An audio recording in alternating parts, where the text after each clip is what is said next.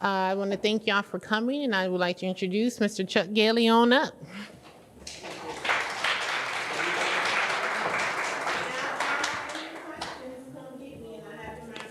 Oh, good. We got questions.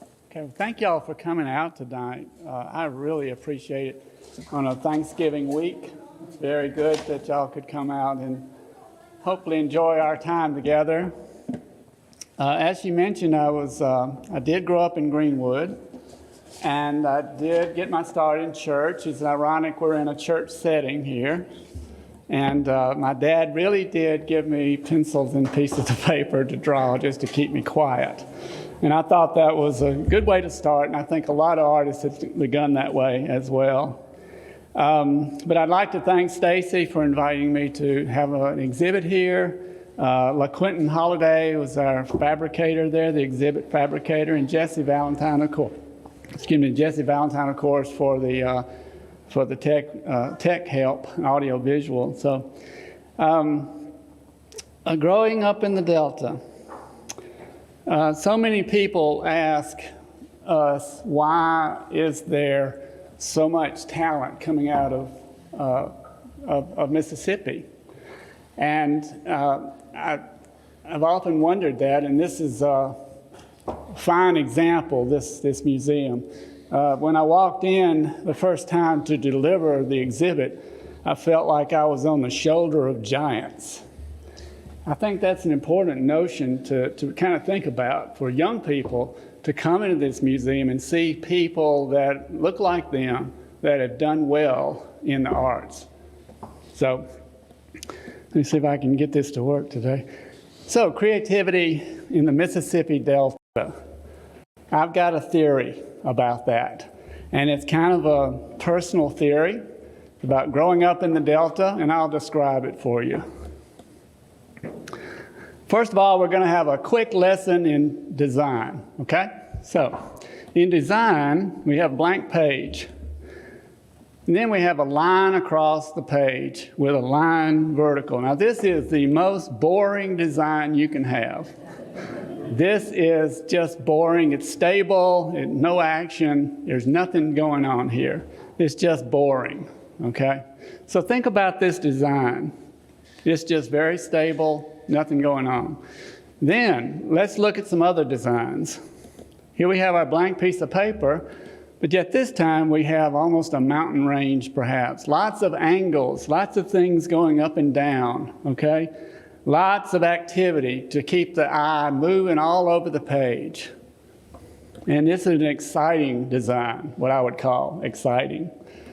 So let's look at some art as an example. Now here we have Van Gogh's Starry Night. Lots of activity going on, and I've come back in and put some red lines to show the basic elements. And so we have a page full of energy, full of design, full of things going on.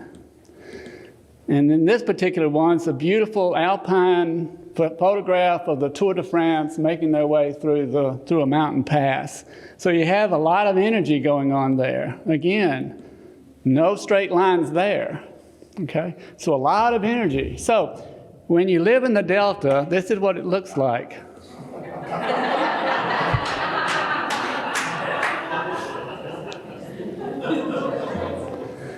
So why is there so much creativity coming out of the Delta? So the question is, how can that be? I think growing up in this landscape, which would affect you mentally, but as a child, you look within to create, okay? So as a child, you create your own world. And so I'm going to reduce it just to the lines, okay? So we have this straight line. So in other words, you start to create your own world to live in and to play in and to live in. So I think that's a theory of mine as far as living in the Delta. And it's a lot of fun to think of it that way, but I'll hold to that. So I'm going to show you just a comparison of all three. And so there you have a little bit of an idea about why there's so much creativity coming out of the Delta. Let's see, did I put that right? Yeah, ecology. All right. So growing up in the Delta, what do I want to do when I grow up? I want to become an oceanographer. Because I got to scuba dive. We learned how to scuba dive in swimming pools, right? So that was the ocean to us. So I worked at, I didn't think you can make, I'd always been in art. I'd always messed around with it, but I didn't think you could make a living at it. So ecology back in the early 70s was a big word. We call it global warming now, but ecology was the big word back then. So I went to work. I actually studied physics in college, for crying out loud. So I went to work at the research lab in Ocean Springs. All right. So we'd go out on these cruises, work boats, and we'd anchor for 27 hours. And the worst thing was I got seasick all the time. 4-foot waves, seasick. But the determining factor was one day we were using our scientific piece of machinery that you would swing a boom out over the water and lower it into the water to test water temperature, how much salt is in the water, that sort of thing. And, out there near Horn Island, there's a lot of gnats. We call them no-see-ums, sand flies and whatnot. And my supervisor was there swatting flies, just going like this. And that boom would go, so something had to happen. So he was swatting flies and said, Chuck, go over there and get me the WD-40. So I went over there and got this can. I was young. I had no idea what WD-40 was. So here he was swatting. And so I proceeded to spray his legs with WD-40. That was the determining factor for me to go back into art, because what was I doing out there?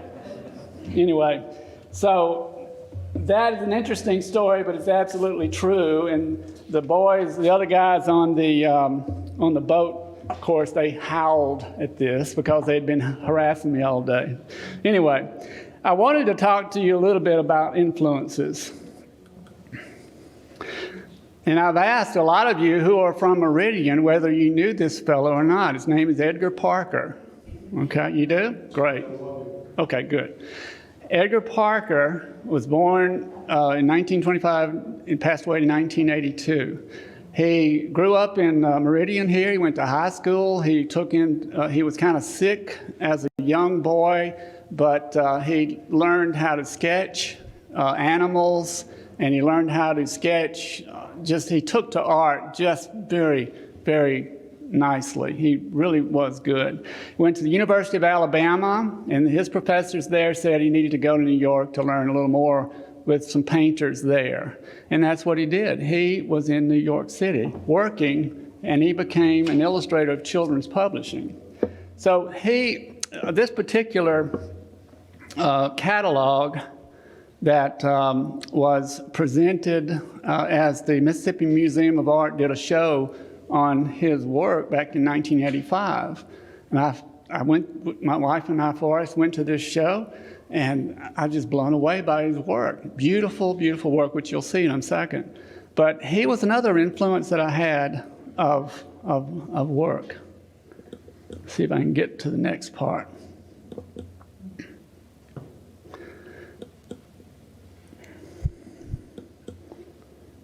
It should come up there we go. Edgar Parker's artistic influences, okay? Edward Lear was a very strange man. He was a British wit back in 1800s, and he did silly cartoons. Here he is, Mr. Lear goes out walking with Polly and the cat. So back in the old 1800s, that was kind of a new thing for them, and these three characters would get in all kind of trouble. And so that whimsy and that fantasy was very influential with Edgar Parker.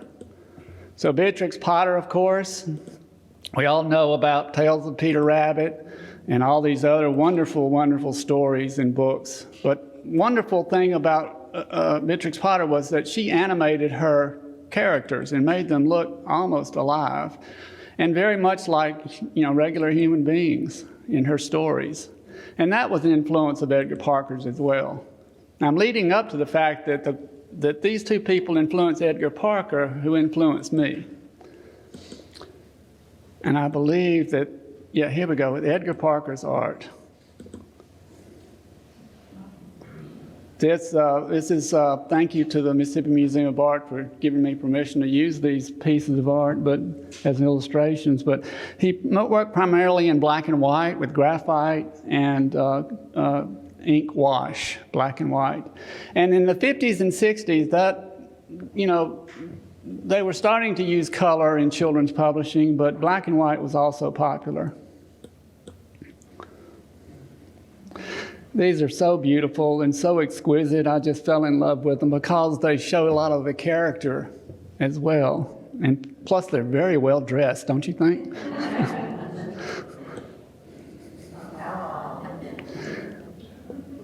So what kind of whimsy, what kind of a mindset comes up with a skink that wears a winged collar and a bowler hat, you know? And let's see the next one. This is one of my favorites as well. This is called Wharf Rat. Now, clearly, you could see some Beatrix Potter coming through here, right? And so all of that put together really influenced me as well. Here are some of his books that he produced or published. And you can see that these are 50s and 60s publishing, kind of an older way that we have fancy color nowadays. But he taught at the Visual School of Art, also in New York as well. Let's see what else. Okay, so as Edgar Parker and Beatrix Potter as influences to me, this is what I came up with. And you can see him out there in our exhibit. And so the animation of these characters and the costuming, the anthropomorphic qualities of them, taking on human qualities perhaps, was a lot of fun to do.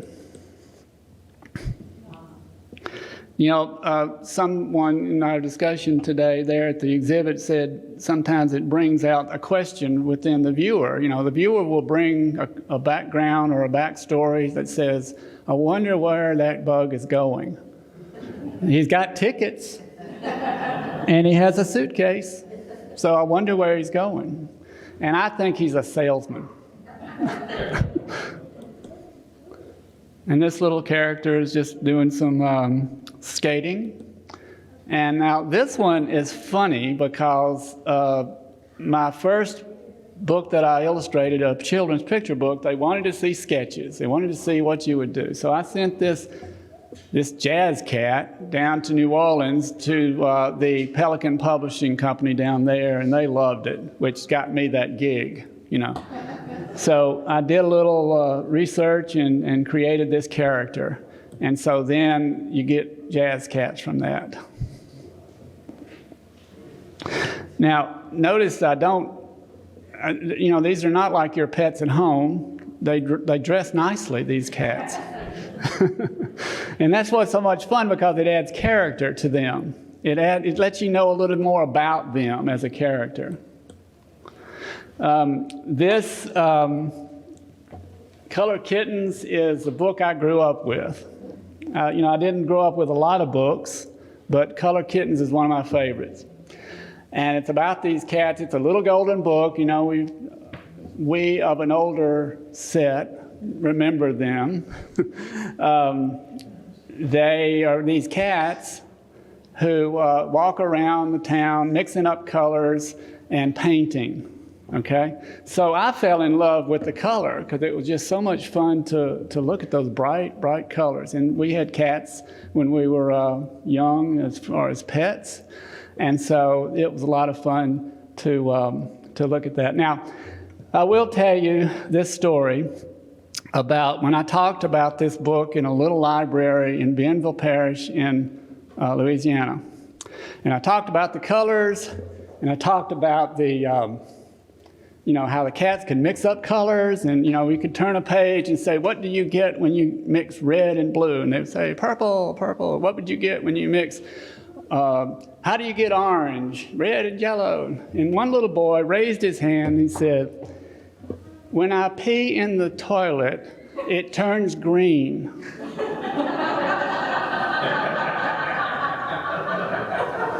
And of course, I howled at that because, number one, it was a funny little boy, 7-year-old who, 7-year-olds, right? But he was observant. That's what art is. He was observant. He could see that with a blue toilet water, there's the color mixing going on. But anyway, it was a lot of fun to go around to libraries and talk about art in that way. And so, some of my other influences, of course, is Crispin Alsberg and Bill Joyce, who has gone on to direct and create animated movies. David Wiesner, this guy's 3-time Caldecott. That's a big fancy Oscars of children's publishing for illustration. And of course, Jim Henson, we all know who Jim Henson and the Muppets are. Big influences for the whimsy and lots of fun with that. So now I wanted to talk a little bit about the process, if you will let me. This is my drawing table. I'm working with, someone asked the crow quill, and there it is right there next to the brush. Crow quill pen, and you can see the line variation is really cool when you can draw with a crow quill pen. And many of the art pieces out in the display are crow quill with watercolor. And this is kind of where it starts, just to get some ideas down. These days when I receive these emails these days, but back in the 90s I received 2 pages of words for a picture book. So I was going to talk to you about one particular page in Rock and Roll Dogs, and I will now recite that word. Let me see if I can remember anyway, it's where they go to eat. The blues, the Rock and Roll Dogs, they play in Memphis, Tennessee. They play rock and roll. So here you go. The blues fountain is the scene to make. They serve sausage sodas and liver shakes. Eat all you want, because it ain't rude for a big Dalmatian to wolf down fast food. You're all welcome, so trot up their path. You kids can visit, but don't say bath. The canine quats, rowdy pups, they toss them hush puppies to shush them up. So here are these dogs that play rock and roll in Memphis, right? So what do? That's all the words an illustrator gets. And you got to think up words. You got to think up an illustration. So I kind of require myself to do 10 thumbnails. And these are about 2 inches by 1 inch, but I've enlarged it, of course. And I do 10 just to kind of get past that obvious design, okay? And I chose, I believe, number 5 right here. Yeah. I do 10 of them just because I'll have a choice then, what's the best design. So I'll choose number 5 and I'll enlarge it for you. So you see it looks very rough, right? Almost like a stick figure. And that's good because these took a minute to do. And that's all I don't want to have to think about it or become precious with it. I just want to get a design down. So then I started my research and started doing drawings. And I did research on dogs and what they look like and how to make them look like a human being, kind of like that. So I did more and more research, and this is called in watercolor a value study, where you get the darks and lights. But then if you're a 3rd grade class, I'll always ask, what is missing? So what is missing? What, Ellen? Color. Thank you, Ellen. Color's missing. So I always have to go back and do a little color rough, okay?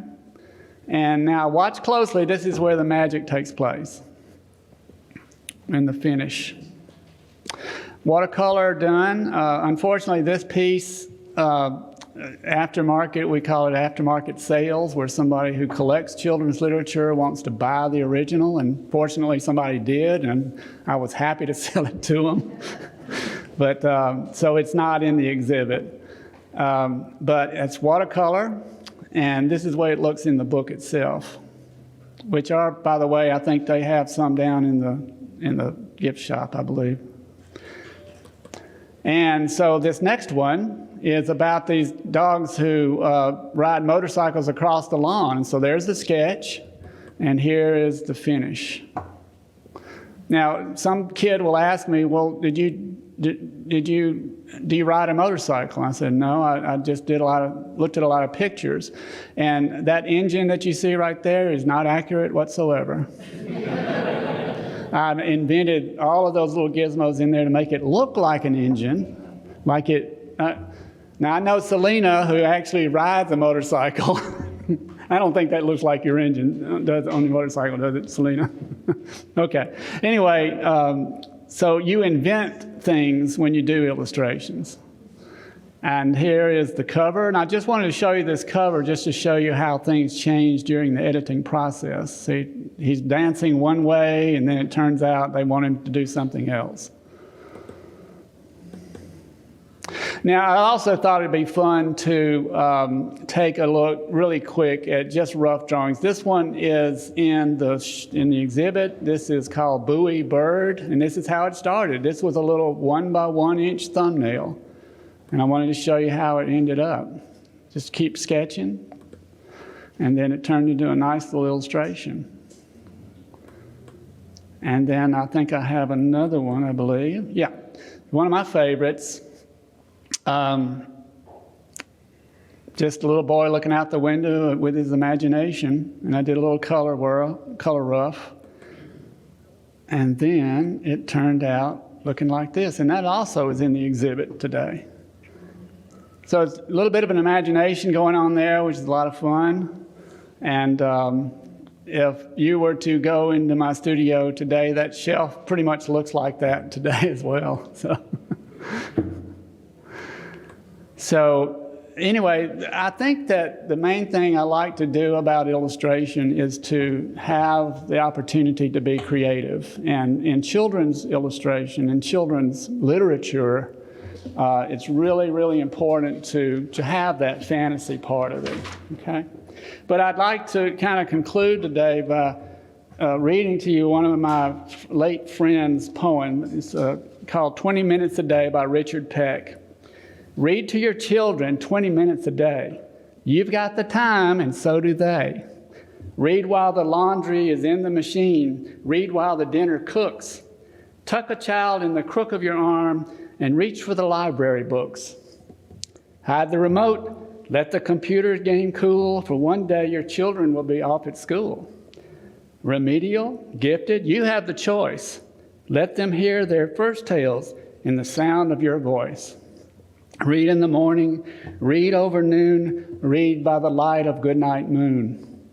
Turn the pages together, sitting close as you fit, till a small voice beside you says, hey, don't quit. Thank you so much for letting me come and talk to you today. Thank you. Thank you. Now I think we got some time for questions. I'd be happy to answer. No questions. Oh, there's one. Okay. Hello. Yes. Thank you so much for that. It's wonderful stuff to hear. But how long does it take you to illustrate a book? That's a good question. I actually timed it one time, one of the books. Takes me, for like the rock and roll dogs that you saw, it was 20 hours for one. And then you multiply that times 17 paintings per book. So over 300 hours, over a 6 to 9 month period, okay? So not all of it in a row. So my day will be, ideally, it would be 4 hours in the morning working on a picture book, and then 4 hours in the afternoon, perhaps working with some other client work. I will say I've done hidden pictures for highlights. Y'all know that feature they have? I am one of those artists that have been so mean that I hide those things that you cannot find them. In fact, about 3 or 4 years ago, there was a young lady from Virginia who emailed me on her mother's email and said, I can't find this object. Where is it? And it was a piece of art that I had done in 2001. So what am I going to do? But fortunately, I keep my sketches, and I knew where about that sketch was. So I looked in my filing cabinet and found the sketch and looked for 2 hours. I thought I had forgotten to put it in there. But I finally found it because I was out of practice or something. But I didn't tell her exactly where it was when I emailed her back, but I told her in the vicinity of where it was. But those, the highlights things took about an hour or two to do.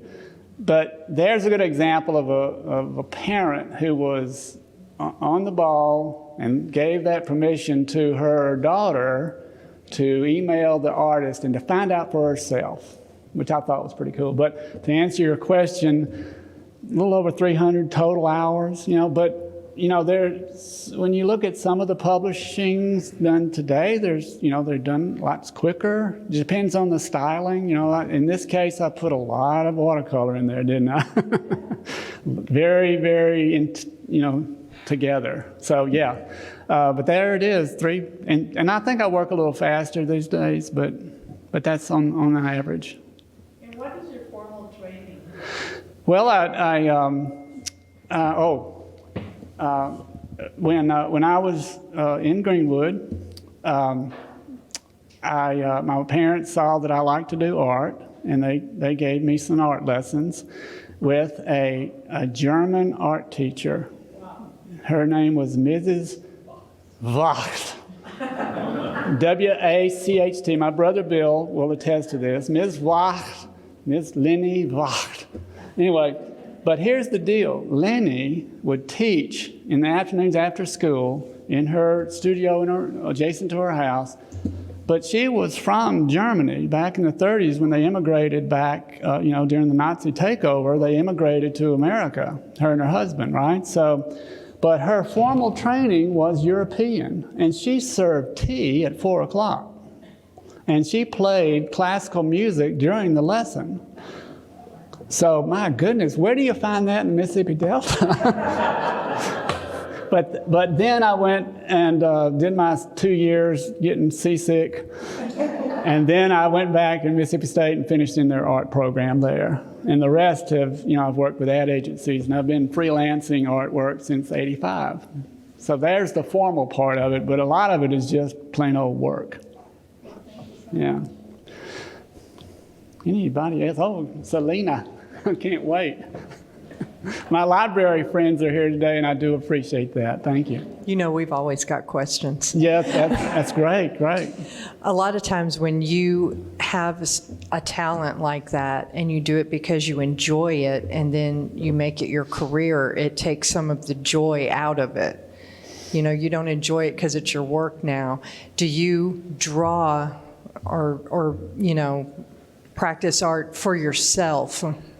Not for work, just so you can keep the joy in it still. Yeah, on occasion, I kind of go in fits and starts with a sketchbook early in the morning to try to just draw haphazardly for an hour, just whatever's in my mind, whatever. When you wake up, you're not really awake yet. So if you try to draw for an hour and just see what happens, and a lot of good things have really come out of that. In fact, the little girl out there with the beret and the big Christmas gift, she came out of that sketchbook. And so a lot of times you draw, forgive the pun, you take out of your sketchbook ideas that have come to you in that way. Now, I will say, the little whale with the bouquet of flowers, did y'all see that? Now, I rendered that in digital, but that idea was from a little boy in Saltillo Elementary School who came up to me after I had done a program there, and he gave me this little pencil drawing of a whale with a bouquet of flowers. And I'm thinking, an adult wouldn't have thought of that, right? So I enhanced it a little bit, gave him a little top hat like he's going off a courting somewhere, but that little boy just gave me that inspiration to do that. So a lot of times the joy will come from just giving work or presenting to children and just getting that back. They give back more than I give them, I think, sometimes. There's someone with a question, but I want to do a shameless plug. On December 4th, Yes, he's yes. coming back to do a workshop with children. So come back, sign up your kids. Just had to do that. That's a Saturday from 10 to 12 on that day for kids. Yes, ma'am. My question is, what is your favorite illustration that you've done so far?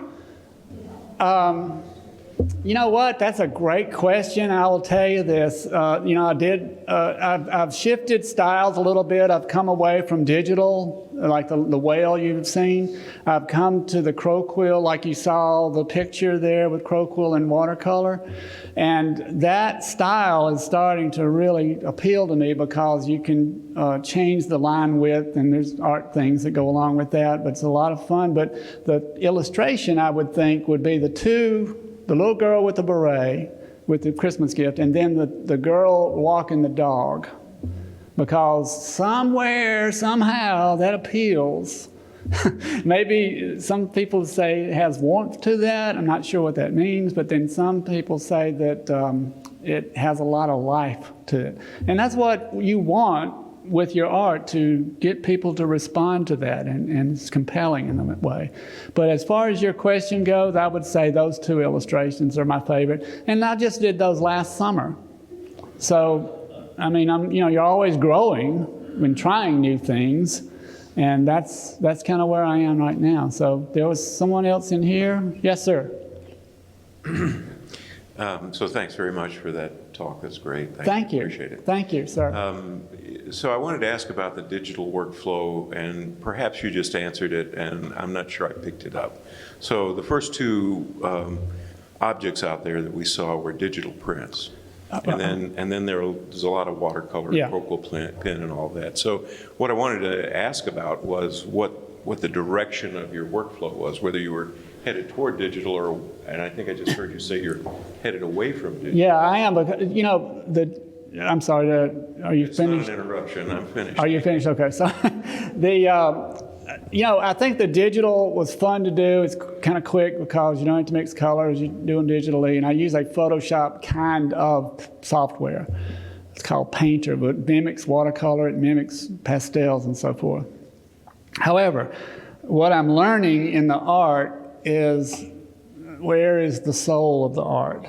The digital, you can illustrate nicely and color it nicely, and the subject matter can be interesting, but where is the soul of it, and what helps people respond to that? And I think that the line art of a croquis pen with some watercolor that you can work with some textures and so forth has become a lot more appealing to me, because I think it has a lot more to offer as far as the viewer goes. And I enjoy doing that a little bit. I feel more like an artist at that point than I do with the digital. Although, it's perfectly fine. It's not the programs are not like you push a button. You actually have to draw on the screen and that sort of thing. But I hope that answers your question. Okay. All right. Someone else, perhaps? Oh, good. There's another one. Thank you.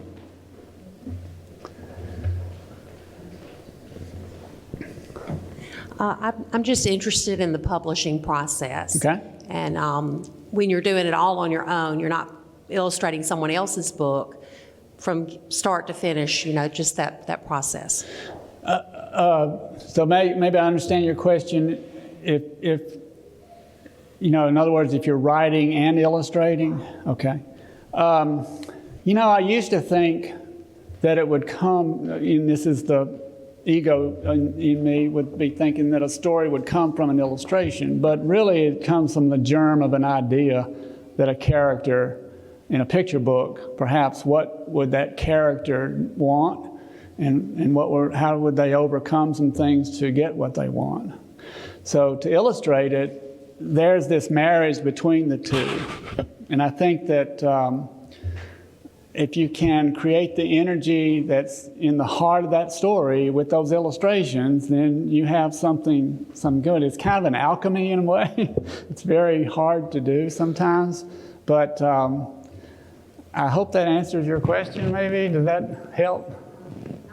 Okay. Can you repeat that again? I'm just really process of publishing. Oh, publishing.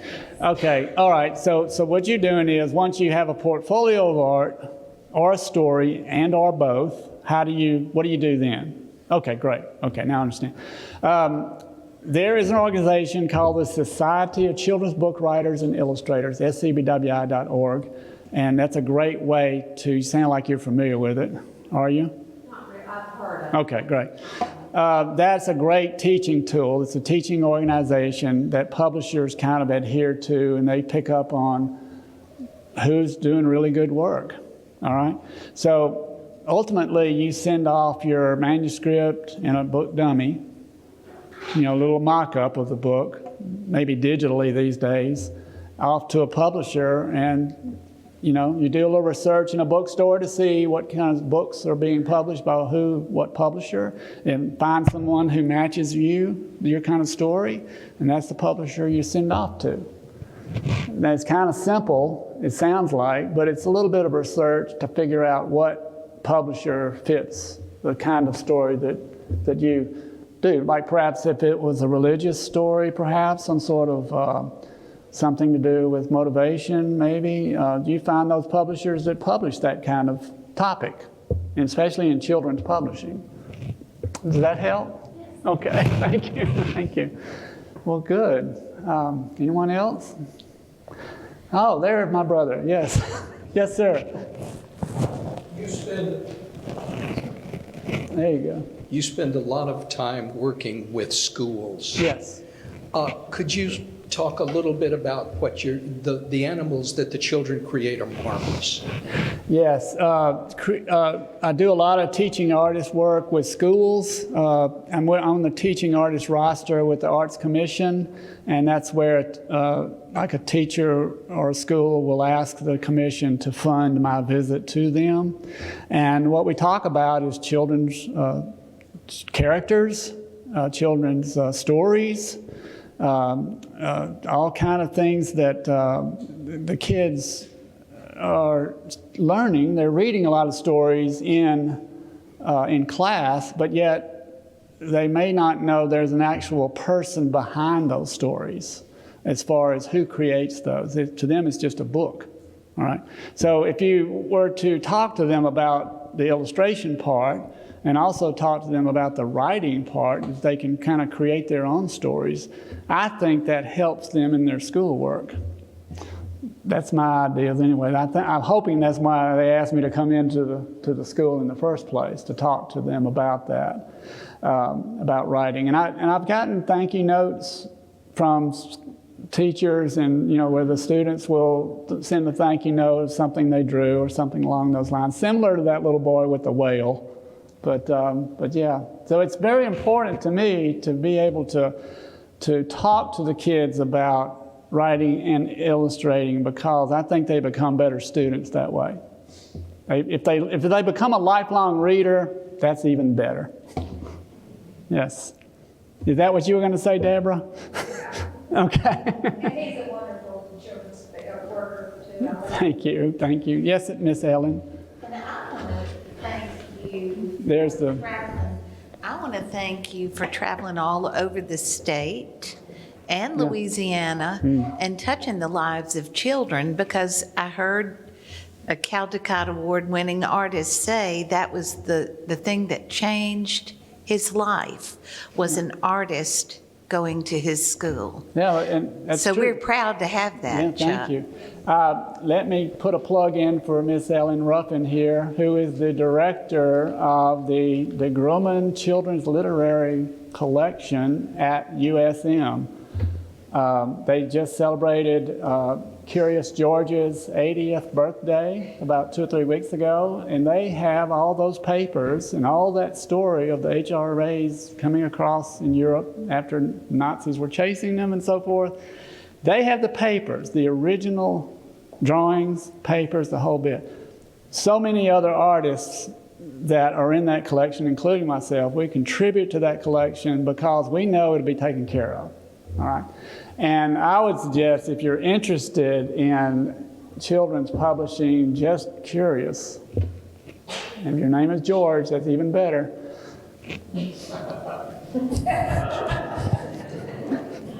Sorry, it just came out. But anyway, if you're curious about that sort of thing, then Ellen's the one to talk to, because you can ask for, in fact, you can go online, right, Ellen, to see who they have in the collection. Probably some of your favorite authors and illustrators may be in that collection. You can go look at original work, original sketches, correspondence from the publishers, correspondence from agents, and so forth.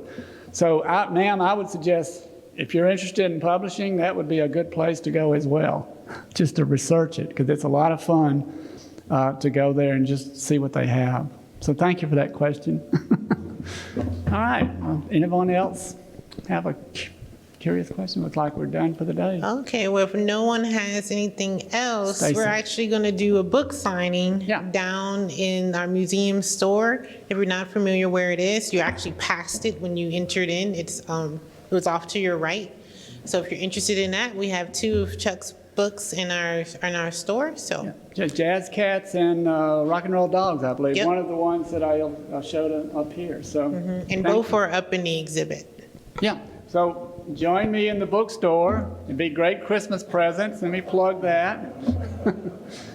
Get your Christmas shopping early. Thank you.